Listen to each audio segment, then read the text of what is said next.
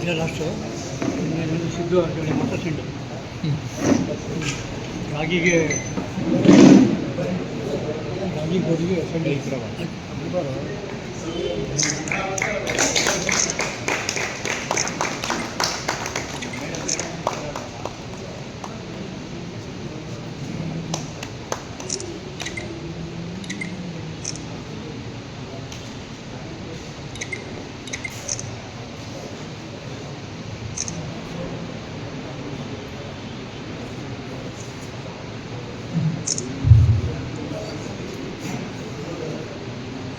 Photo ಹಾಕೊಂಡು ಇವತ್ತು last ರಾಗಿಗೆ ಇನ್ನು ಗೋಧಿ ಕಳಿಸ್ತೀನಿ ರಾಗಿ ಕಳಿಸ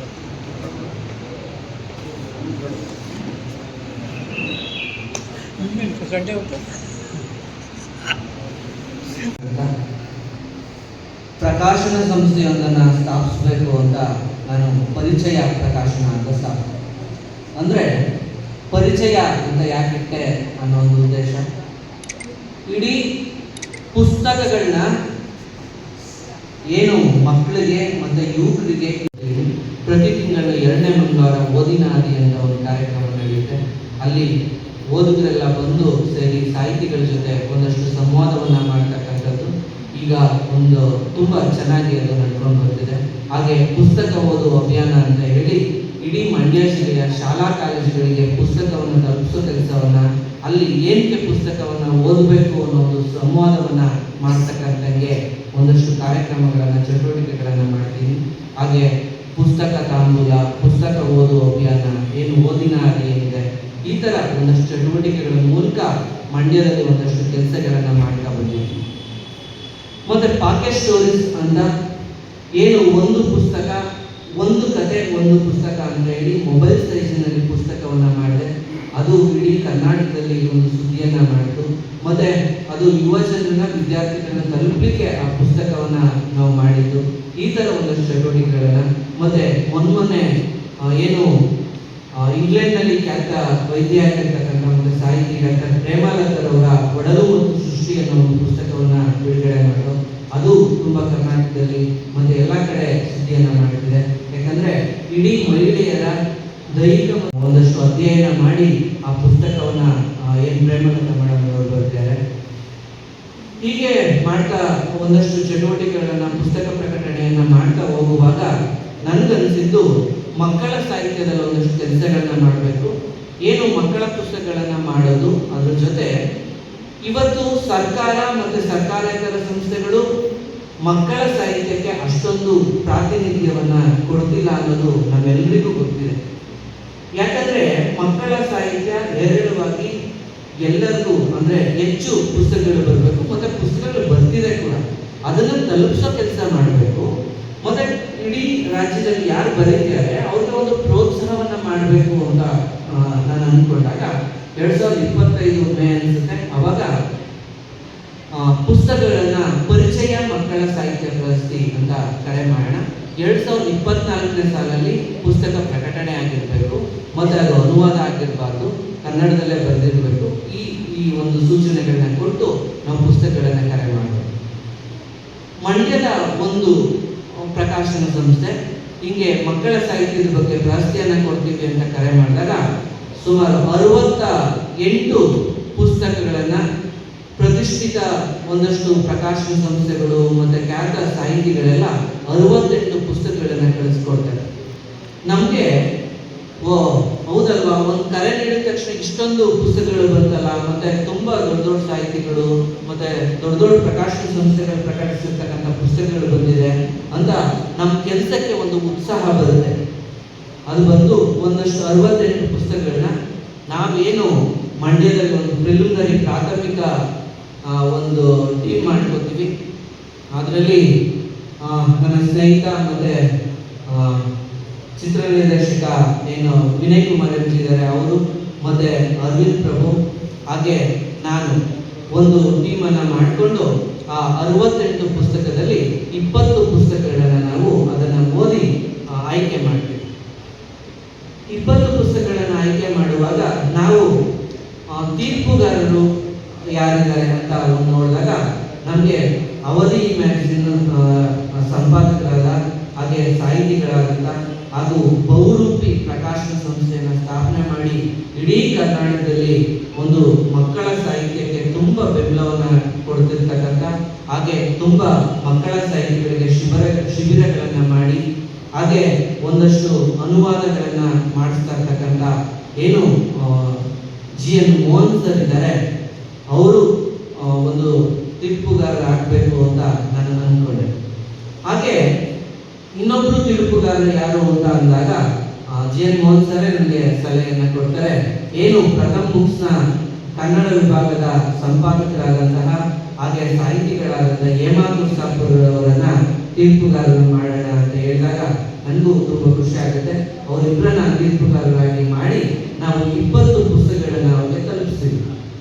ಆ 20 ಪುಸ್ತಕಗಳನ್ನ ಅವ್ರು ತುಂಬ ಏನು ಡೀಟೇಲ್ ಆಗಿ ಅಧ್ಯಯನ ಮಾಡಿ ಓದಿ ಒಂದು ಪುಸ್ತಕವನ್ನು ಆಯ್ಕೆ ಮಾಡ್ತಾರೆ. ಏನು ವಸುವತ್ಸಲ ಅವರ ಏನು ಅಂತರಿಕ್ಷದಲ್ಲಿ ವಿಹಾರ ಏನು ಪುಸ್ತಕ ಇದೆ, ಅದ್ರ ಬಗ್ಗೆ GN ಮೋಹನ್ ಸರ್ ಮತ್ತು ಹೇಮಾ ಕುರ್ಸಾಪುರ್ ಮಾತಾಡ್ತಾರೆ. ಏನಕ್ಕೆ ಆ ಪುಸ್ತಕ ಆಯ್ಕೆ ಆಯಿತು ಮತ್ತೆ ಯಾಕೆ ಎಲ್ಲ ಪುಸ್ತಕಗಳ ಅದು ವಿಭಿನ್ನವಾಗಿದೆ ಅಂತ ಅವರು ಮಾತಾಡ್ತಾರೆ.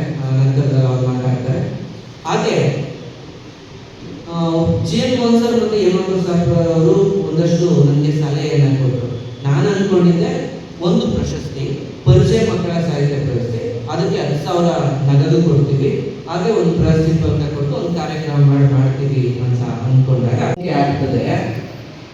ಅದಕ್ಕೆ ಒಬ್ರು ಏನು ಕಲಾವಿದರಿಗೆ ನಾವು ಗೌರವವನ್ನು ಸಲ್ಲಿಸಿ ನೀವು ಪ್ರಕಾಶನ ಸಂಸ್ಥೆಯಿಂದ ಅಂತ ಹೇಳಿದಾಗ, ಮತ್ತೆ ಏನು 68 ಪುಸ್ತಕ ಇದ್ದು ಅದರಲ್ಲಿ ಬಹುತೇಕ ಪುಸ್ತಕಗಳನ್ನ ಮುಖಪುಟವನ್ನ ವಿನ್ಯಾಸ ಮಾಡಿದ್ದವರು, ಹಾಗೆ ರೇಖಾಚಿತ್ರಗಳನ್ನ ಬರೆದಿದ್ದವರು ನಮ್ಮ ಸಂತೋಷ್ ಸಸಿಹಿಂದು ಸರ್ ಅವರು ಕಲಾವಿದರು. ಅದಕ್ಕೆ ಅವ್ರನ್ನ ನಾವು ಗೌರವ ಸನ್ಮಾನವನ್ನ ಮಾಡಬೇಕು ಅಂತ ಪ್ಲಾನ್ ಅನ್ನ ಮಾಡಿ ಅವ್ರನ್ನ ಕರೆದಿದ್ವಿ. ಹಾಗೆ 2 ಅತ್ಯುತ್ತಮ ಪುಸ್ತಕಗಳನ್ನ ನಾವು ಅವರು ಸೆಲೆಕ್ಟ್ ಮಾಡಿದ್ರು ಜೂರಿಯವರು. ಅನುಪಮ ಬೆನಚಿನ ಮರಡಿಯವರ ಒಂದು ಪುಸ್ತಕ ಇರುವೆಗಳು ಮತ್ತು ಆಲೋಂದಕ, ಮತ್ತೆ ಪ್ರಸಾದ್ ನಾಯಕರವರ ಜಿಪ್ಸಿ ಜಿತ್ತು ಅಂತ ಆ 2 ಪುಸ್ತಕಗಳನ್ನ ಮೆಚ್ಚುಗೆ ಪಡೆದ ಪುಸ್ತಕಗಳಾಗಿ ಆಯ್ಕೆ ಮಾಡಿದ್ರು. ಹೀಗೆ ಇಡೀ ಪ್ರಕ್ರಿಯೆಯನ್ನ ನಿಮ್ಗೆ ಹೇಳಿದ್ದೀವಿ. ಹಾಗೆ ಬರೀ ಈ ಸಾಹಿತ್ಯ ಪ್ರಶಸ್ತಿ ಪ್ರದಾನ ಸಮಾರಂಭ ಆಗಬಾರ್ದು, ಇಲ್ಲೊಂದು ಏನಾದ್ರು ಸಾಹಿತ್ಯ ಚಟುವಟಿಕೆಗಳನ್ನು ಮಾಡೋಣ ಅಂತ ಹೇಳಿ ಏನು ನೋಟ್ಬುಕ್ ಪುಸ್ತಕಕ್ಕೆ 2025ನೇ ಸಾಲಿನ ಕೇಂದ್ರ ಸಾಹಿತ್ಯ ಅಕಾಡೆಮಿ ಮಕ್ಕಳ ಸಾಹಿತ್ಯ ಪ್ರಶಸ್ತಿ ಬಂತು. ಶಿವಲಿಂಗಪ್ಪ ಅಂಗ್ಯಾಳ ಸರ್ ಅವರು, ಅವ್ರನ್ನ ನಾವು ಕರೆಸಿ ಒಂದು ಉಪನ್ಯಾಸವನ್ನ ಕೊಡಿಸ್ಬೇಕು, ಒಂದು ವಿಶಿಷ್ಟವಾದ ಉಪನ್ಯಾಸ ಕೊಡಿಸ್ಬೇಕು ಅಂತ ಹೇಳಿ ನಾವು ಅವ್ರಿಗೆ ಹೇಳಿದ್ವಿ. ಹಾಗೆ ಒಂದು ಸಣ್ಣದೊಂದು ಸಂವಾದವನ್ನ ಮಾಡಬೇಕು ಅಂತ ಹೇಳಿ ಅದನ್ನ ಪ್ಲಾನ್ ಮಾಡ್ಕೊಂಡಿದ್ವಿ. ಹಾಗೆ ಇಲ್ಲಿಗೆ ಮಹೇಶ್ ಗುರುಗಳು ಬಂದಿದ್ದಾರೆ ಮುಖ್ಯ ಅತಿಥಿಗಳಾಗಿ, ಮತ್ತೆ ಟಿ ಸತೀಶ್ ಜಾರಕಿಹೊಳಿ. ಹೀಗೆ ನಮ್ಗೆ ಎಲ್ಲರಿಗೂ ಬೆಂಬಲವನ್ನ ನೀವೆಲ್ಲ ಇಲ್ಲಿರ್ತಕ್ಕಂಥ ಬಹುತೇಕರು ನಮಗೆ ಬೆಂಬಲವನ್ನ ಕೊಡ್ತೀರಿ. ಹೀಗೆ ಪರಿಚಯ ಪ್ರಕಾಶನಕ್ಕೆ ನಿಮ್ಮೆಲ್ಲರ ಸಹಕಾರ ಇರಲಿ.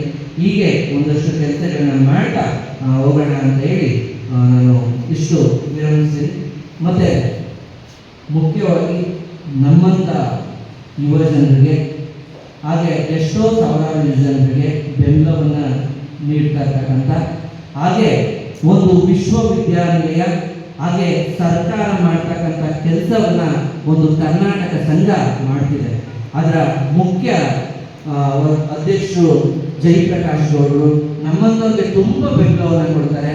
ಮತ್ತೆ ಯೂನಿವರ್ಸಿಟಿ ಸರ್ಕಾರಗಳು ಇಂತ ಹೆಚ್ಚು ದಿನ ಅಲ್ಲಿ ನೋಡ್ಬೇಕು. ಕರ್ನಾಟಕ ಸಂಘದಲ್ಲಿ ದಿನ ಅಲ್ಲಿ ಕಾರ್ಯಚಟುವಟಿಕೆಗಳು ನಡೀತಾ ಇರುತ್ತೆ ಅಂತ ಅಧ್ಯಕ್ಷರಾದಂಥ ಜಯಪ್ರಕಾಶ್ ಗೌಡರು ಬಂದು ಇಲ್ಲಿಗೆ ಅಧ್ಯಕ್ಷತೆಯನ್ನ ವಹಿಸ್ಕೊಳ್ಳಿಕ್ಕೆ ನಾವು ಕೂಗು ಅವರು ಬಂದಿದ್ದಾರೆ. ಅದು ಕೂಡ ನಮ್ಗೆ ಸಂತೋಷ.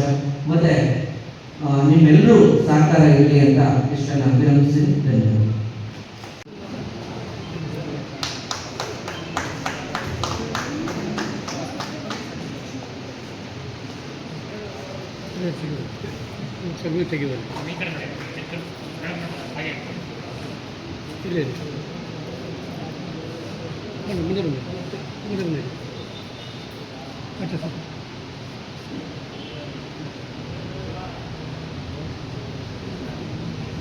ಪ್ರಶಸ್ತಿಯಲ್ಲಿ ನಗದು ಪುರಸ್ಕಾರ ಹಾಗೆ ಪ್ರಮಾಣ ಪತ್ರ ಮತ್ತು ವೇದಿಕೆ ಗೌರವ ಎಲ್ಲವೂ ಸಾಧ್ಯವಾಗಿದೆ.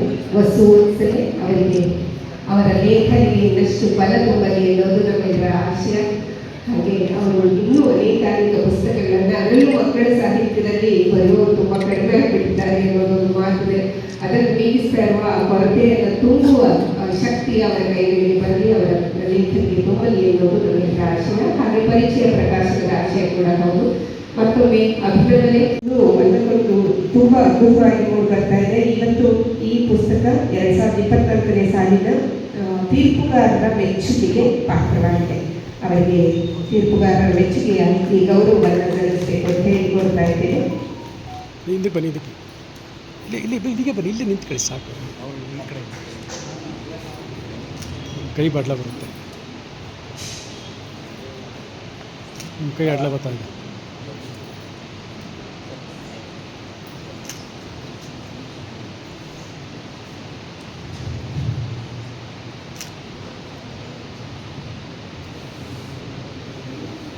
ಮಧ್ಯ ಬನ್ನಿ ಸರ್, ಮಧ್ಯಕ್ಕೆ ಜಾಗ ಇದು ಸರಿ.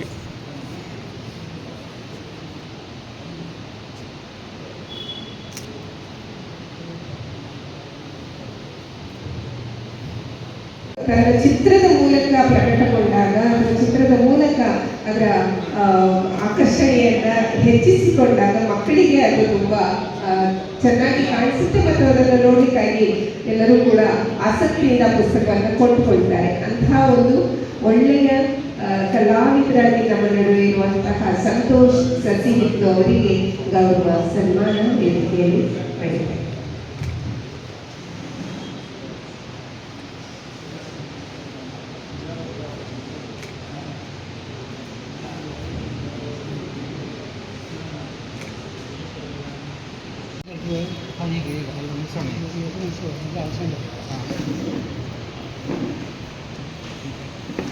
ಮೇಡಮ್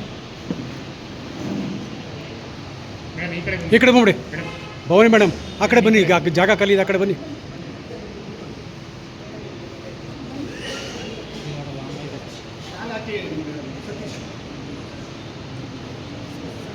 ಶಿವಲ್ ನೋಡಿ,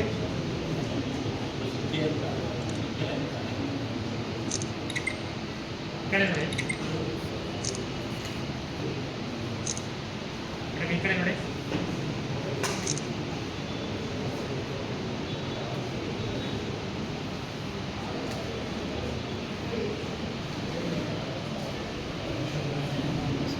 ನಮಗೊಂದು ಲಿಮಿಟೇಷನ್ಸ್ ಇರುತ್ತೆ, ಅದರ ಮಕ್ಕಳದ್ದು ಒಂದು ಲಿಮಿಟೇಷನ್ಸ್ ಇರೋದಿಲ್ಲ. ಅಂತ ಒಂದು ಅನಂತವಾದಂಥ ಒಂದು ಫ್ಯಾಂಟಸಿ ಲೋಕವನ್ನು ತೆರೆದಿಡುವಂಥ ಬರಹಗಳಿಗೆ ಮತ್ತು ಲೇಖಕ ಮತ್ತೆ ಇಲ್ಲಿ ಹೇಳ್ತಾನೆ ಏನಪ್ಪ ಅಂತಂದರೆ, ಯಾವುದು ಫ್ಯಾಂಟಸಿ, ನಾನು ಬರೀಬೇಕಾದಂಥ ಫ್ಯಾಂಟಸಿ ಯಾವುದು ಅಂದರೆ ಬಹುಶಃ ನನಗೆ ತುಂಬ ಕಾಡುವ ಸಂಗತಿಗಳೆಲ್ಲ ಕನಸುಗಳಾಗಿ ನಾನು ಕಾಣ್ತೀನಿ. ಹಾಗೆ ನಾನು ಅಂದರೆ ಆಸ್ ಎ ಲೇಖಕ, ನಾನೊಬ್ಬ ಮಗು, ನನ್ನೊಳಗಡೆ ಇವತ್ತಿಯೂ ಕೂಡ ಸಾಧ್ಯವಾಗಲಾರದ ಮತ್ತು ಸಾಧ್ಯವಾಗಿಸಿಕೊಳ್ಳುವ ತವಕದ ಸಂಗತಿಗಳು ಏನೇನಿದಾವಲ್ಲ ಅವೆಲ್ಲವೂ ಕೂಡ ನನ್ನ ಫ್ಯಾಂಟಸಿಗಳು.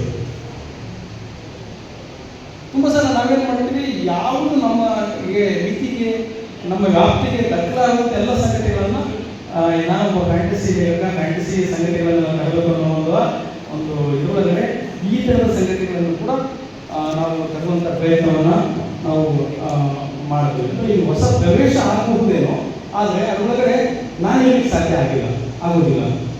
ಈ ಥರದ ಹಲವು ಸಂಗತಿಗಳನ್ನು ನಮ್ಮೊಳಗಡೆ ತುಂಬ ಇದ್ದಾವೆ. ಸಮಯ ಆಗಿರೋದ್ರಿಂದ ಸೊ ಒಂದಿಷ್ಟು ಪ್ರಶ್ನೆಗಳನ್ನು ಮಾತ್ರ ನಾನು ನಿಮ್ಮ ಮುಂದೆ ಇಡ್ತಾ ಇದ್ದೀನಿ.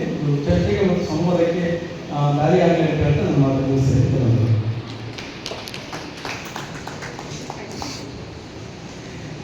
ಸರ್ 20 ನಿಮಿಷ ಹೇಳಿದ್ರು, 5 ನಿಮಿಷದಲ್ಲಿ ಮಾಡಿ ಮುಗಿಸಿದ್ದಾರೆ. ಧನ್ಯವಾದಗಳು ಸರ್. ಇನ್ನೊಮ್ಮೆ ನಿಮ್ಮ ಮಾತುಗಳನ್ನು ಕೇಳಿಸಿಕೊಳ್ಳುವ ಅವಕಾಶ ಸದ್ಯದಲ್ಲೇ ಬರಲಿ ಅಂತ ಹೇಳ್ತಾ, ಇವತ್ತಿನ ಕಾರ್ಯಕ್ರಮದಲ್ಲಿ ಮುಖ್ಯ ಅತಿಥಿಗಳಾಗಿ ಆಗಮಿಸುವ ವಿಕಸನ ಸಂಸ್ಥೆಯ ಮಹೇಶ್ ಚಂದ್ರಗೌಡ ಸರ್ ಅವರು ಹಾಗೆ ಸತೀಶ್ ಅವರು ಇಬ್ಬರು ಕೂಡ ಎರಡರಲ್ಲಿ ಮಾತಾಡ್ತಾರೆ. ನಮಗೆಲ್ಲ ಶುಭಾಶಯ ಕೋರಲಿಕ್ಕಾಗಿ ನನಗೆ ಮಹೇಶ್ ಚಂದ್ರಗೌಡ ಸರ್ ಮಾತಾಡಬೇಕು ಅಂತ ಹೇಳಿ.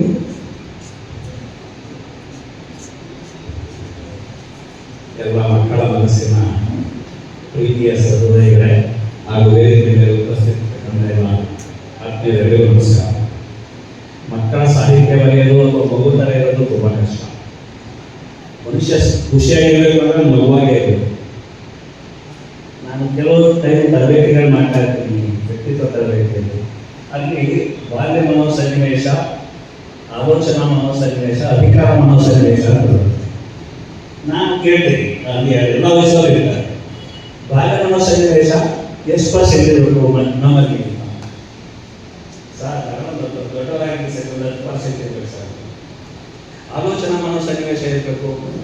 ಆಲೋಚನಾ ಮನೋಸನ್ನಿವೇಶ ಒಂದು 50-60% ಇರಬೇಕು ಸರ್. 30-40% ಇರಬೇಕು ಸರ್ ಅಂತಾರೆ.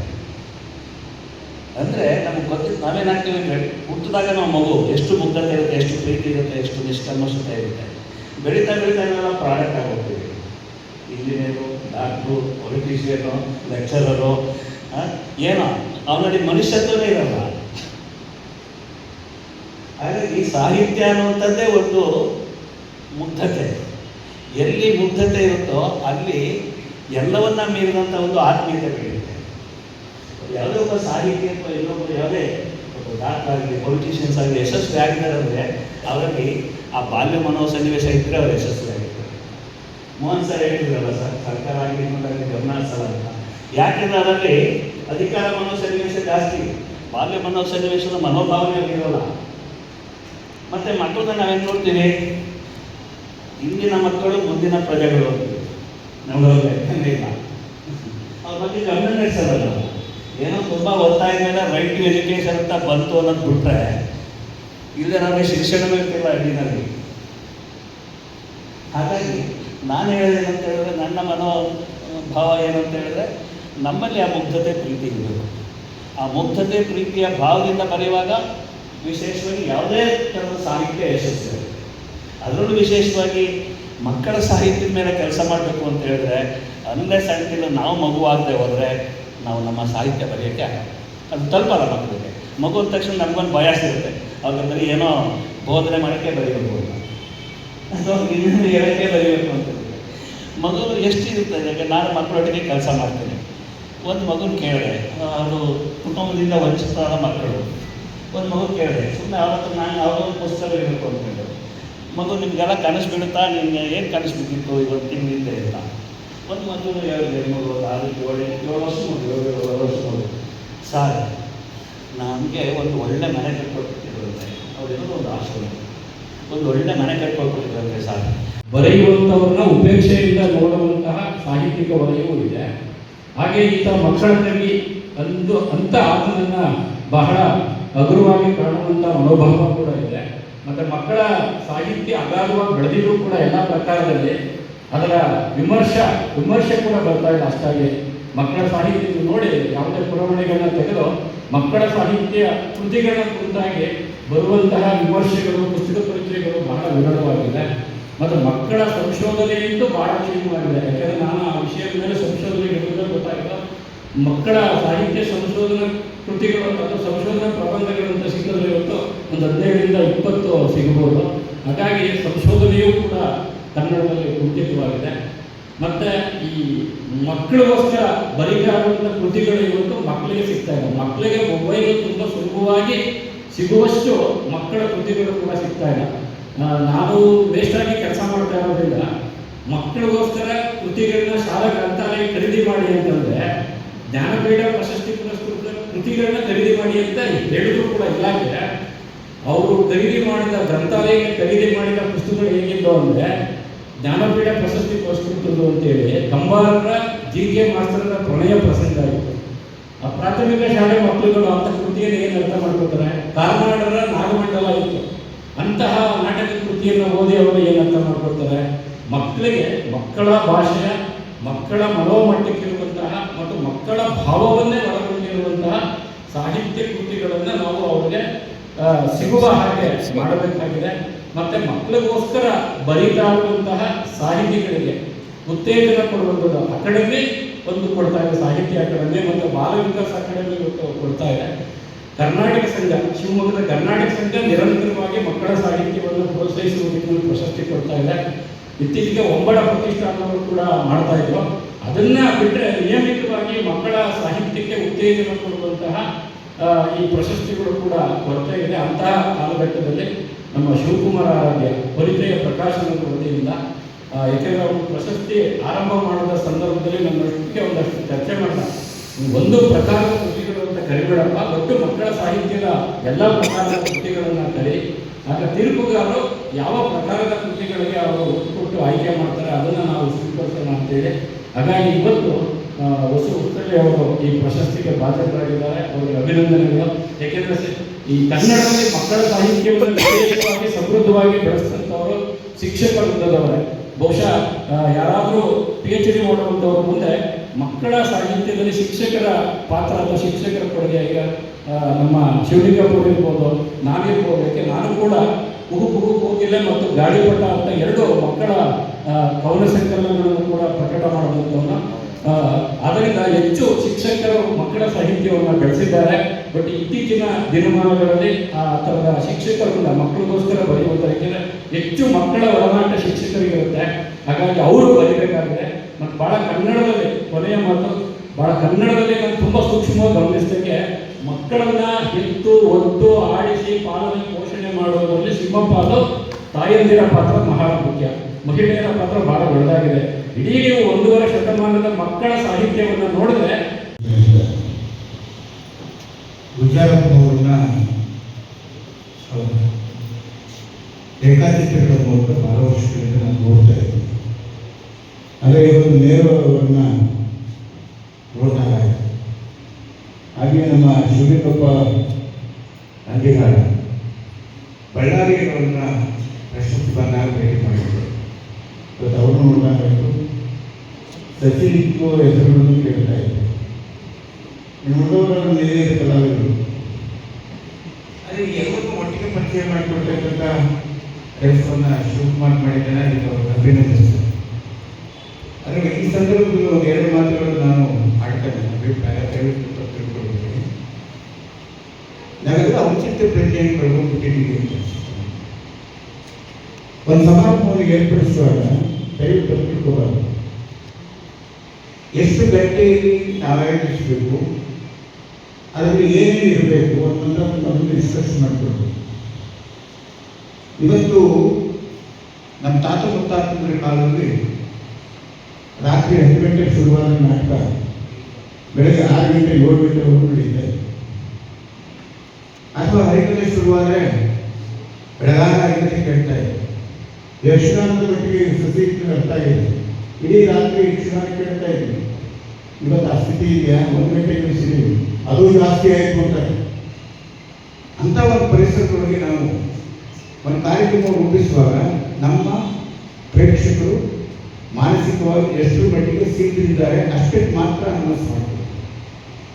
ಇಷ್ಟೊಂದು ಈಗ ಗುಜರಾತ್ನವ್ರ ಭಾಷೆ ಕೇಳಬೇಕು, ನಾವು ಉಪನ್ಯಾಸ ಕೇಳಬೇಕು, ಅಷ್ಟಕ್ಕೆ ನಾವು ಅವಕಾಶ ಮಾಡಿಕೊಡ್ಬೇಕು. ಎಷ್ಟೊತ್ತಾಗುತ್ತೆ ಅಂದಿನವರು ಅಂಗೀಕಾರದ ಭಾಷೆ ಕೇಳಬೇಕು. ನಾವು ಅದೊಂದು ಸಂವಾದಕ್ಕೆ ಕಾರಣ ಆಗುತ್ತೆ, ಕೇಳಿಸ್ಕೊಳ್ಳೋಕ್ಕೆ ಕಾರಣ. ನಮ್ಮ ವಸುಂಧರ ಅವರ ಮಾತುಗಳನ್ನು ಕೇಳಿಸ್ಬೇಕು. ಅವರು ಒಳ್ಳೆಯ ರೀತಿ ಅಂತ ಹೇಳ್ತಾ ಇದ್ದಾರೆ.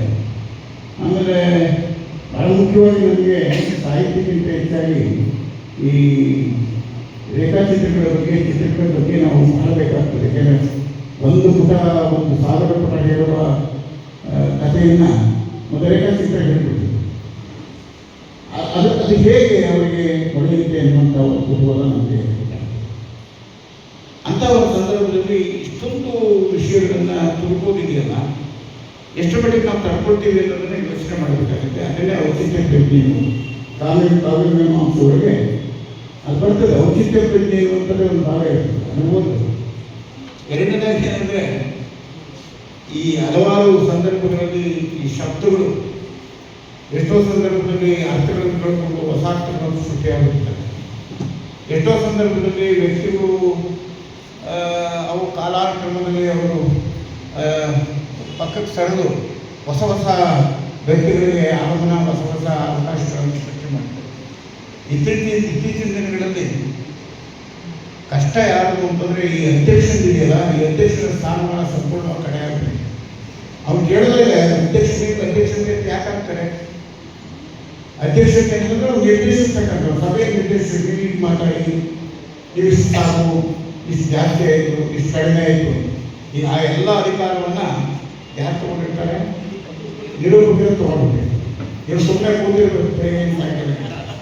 ನಾವೆಲ್ಲ ಪ್ರಾರಂಭ ಮಾಡಿದಾಗ ಸಂದರ್ಭದಲ್ಲಿ ಅಧ್ಯಕ್ಷ ಹೇಳ್ತಿದ್ದ ಸನ್ಮಾನ್ಯ ಶಿವಕುಮಾರ್ ಆರಾಧ್ಯ ಅವರು ಮಾತನಾಡ್ತಾರೆ, ಸ್ವಾಗತ ಮಾಡ್ತಾರೆ. ಆನಂತರ ಸನ್ಮಾನ್ಯ